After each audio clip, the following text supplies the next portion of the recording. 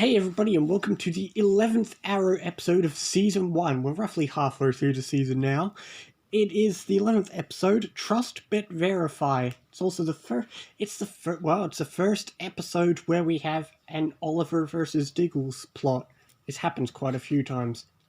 So, that being the main plot, how did you feel about this plot? Well, at first it didn't interest me, but it got good. The main theme seemed to be, trust, like the title says. Not only is Oliver and Diggle's trust in each other strained, but also in the flashbacks we have Oliver once again debating his trust in Yao Fei, which I still don't understand why he just blindly trusts him. I suppose that's meant to be the parallel theme of the episode, though, because this episode, in the present, it's him learning he doesn't just trust on word, whereas in the past, he blindly trusted Yao Fei.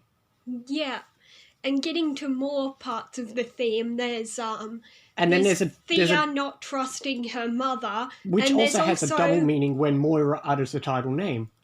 Yeah, and then there's Moira not trusting Malcolm to keep Walter safe. But getting back to the flashbacks, I think it was interesting that there's a part where he's dressed as a soldier and there's food, and he could have chosen to eat, but instead he rushes straight to wherever Yao Fei is. How would he eat? His mask didn't have any mouthpiece. He would have had to have lifted his thing. The other soldiers some of them wouldn't have recognised him, would they? How do we? Well, we don't know. Still, he probably didn't want to take the risk. But that's the thing I was thinking. He probably would have, because it looked like... I think they were trying to make it look like he was going to eat, but then he put it down. He probably realised it was not worth the risk. But yeah, I was thinking that about the main plot too, because before I did know what this episode was, and I remember not liking it because I never seem to like Oliver versus Diggle plots, because it always comes down to they argue, there's an issue of trust, and then it gets annoying because obviously one of them's right, whereas here, at least they try and find a compromise. But yeah, that's the thing. Before this episode, or even at the start, I was thinking, I don't know about this episode. But by the end, I thought, okay, it was alright. Yeah, some parts it's sort of an end justifies the means thing, like... planting a recorder on someone is, kind of untrusting and stuff, but in the end, if he hadn't put the recorder on Diggle, then he couldn't have been there to save him. So. Yeah. Yeah. But, yeah, okay, well, yeah. Which, that's the thing, and the other part of this episode, which I do find odd, is Oliver's still going off the list. Yeah. Even after they even make the point, we know for a fact that it's not necessarily his father's list, or even if it is, it's comprised for a different reason, because, the Dark Archer told Oliver, somebody made this list. Yeah, but, Oliver tells Diggle that at some point, not on the island, he found something from his father explaining the list. But that's a good point. I think this is the first mention of the fact that Oliver wasn't always on the island. Yeah, true. I think it is anyway. But yeah, that's the thing. I think that's it. I completely forgot, because that's the thing. The flashbacks blur together more than the main plot, so I forgot what this episode's flashback part was going to be. And actually, that's the thing. I remember I did like it, at least at the start, because I like seeing Oliver trying to blend in. But it's also great knowing that Fires probably knew it was Oliver pretty much the whole time. Yeah, he just wanted to take him to that prison. Yeah, but still, that at least it wasn't a boring flashback, because honestly, I can't remember what happened last flashback. Oh, that's right, last flashback he ran away and then he stole the guy's clothes. But it all just kind of blurred together.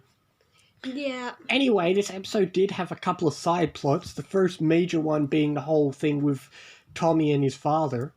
Yeah, like, Tommy wants to keep memories of his mother, but Malcolm wants to get rid of a clinic that she started. Yeah, that's the thing. It doesn't really get into details, but it's nice foreshadowing and setup.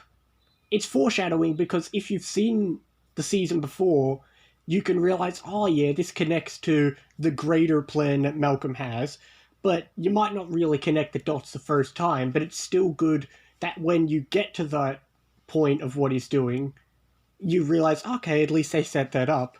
Yeah, I guess so. But that being said, that being said, at least the side plot with Tommy didn't take much screen time. Yeah. So it wasn't too annoying. It was Also, just Laurel there. didn't do anything other than stick by Tommy's side this episode.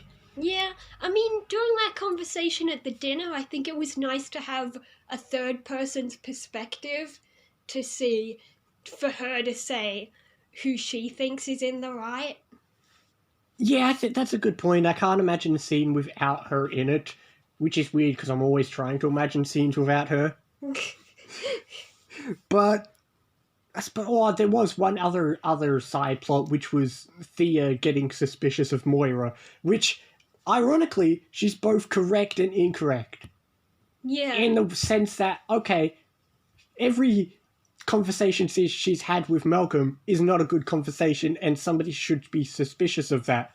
But she's also But wrong. it's not a romantic thing going on right now. Yeah. But all those years ago, yes, she did cheat. Yeah. Both parents cheated. Oh, both parents. Everybody cheats in his family. Yeah. I think Thea's the only person who never cheats on anyone. Then again, Thea doesn't have many times she's with somebody. Yeah. But yeah, okay, no, and then this episode had a secondary, not so much a plot for Thea, but it was setting up the next plot for Thea. Yeah. Which was the ending, I mean. Yeah, with the drugs and stuff. Yeah, that sets up the next episode, actually. Yeah. Which, sets it that's up the nicely. thing, that's the thing, I remember this starts to set up the plot of Thea finally becoming an interesting character. Like I said, for the first half of the season, Thea is really annoying. Now she's kind of interesting because she was annoying in this episode, and yet she was also correct. So that's the thing, I can't be mad at her because she was kind of right to be suspicious. But at the same time, I remember, okay, the plot that happens at the end with Thea and the car crash and getting arrested does set up a good plot for the rest of the season. Yeah. Because, honestly, I think it's a couple more episodes until Thea finally has something interesting happen. Yeah, but I didn't love it that much. I think I'd just go with a 6. I'm gonna go with probably a 6 as well.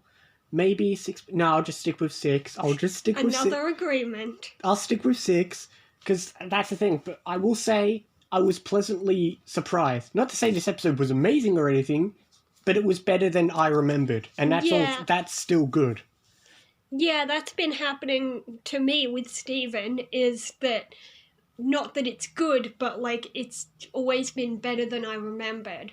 Some episodes I just don't bother to come back to, and I forget how good they can be sometimes. I'll be interested when we finally get to an episode that's worse than one of us remembered. Yeah. Because there's a couple episodes I'm thinking about in Arrow or other shows where I think, God, this episode was amazing, and I wonder if I'll still love it. But anyway, with that being said, the next episode kind of continues on, and we will worry about that next time. The next episode is 12. Next episode, we will definitely be halfway through, because this is 11 out of 23.